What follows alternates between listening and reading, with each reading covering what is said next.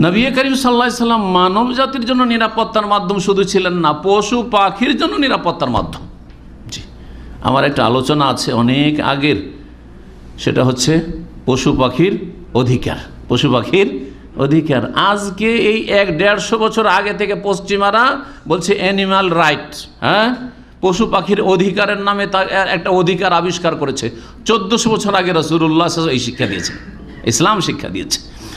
তাই নবী সাল্লাল্লাহু আলাইহি ওয়াসাল্লাম যে নিরাপত্তার মাধ্যম অন্য অন্য জীবজন্তুর জন্য, সেই মর্মে হাদিস শোনাই। বলছেন যে কন্যা মা রাসূলুল্লাহ সাল্লাল্লাহু আলাইহি ওয়াসাল্লাম, সাহাবী বলছেন আব্দুল্লাহ ইবনে ওমর রাদিয়াল্লাহু তাআলা আনহু বলছে, আমরা রাসূলুল্লাহ সাল্লাল্লাহু আলাইহি ওয়াসাল্লামের সাথে এক সফরে ছিলাম, ফি সাফারিন ফান্তালাকা লিহাজাতি, কোনো একটা প্রয়োজনে একটু দূরে গেছেন।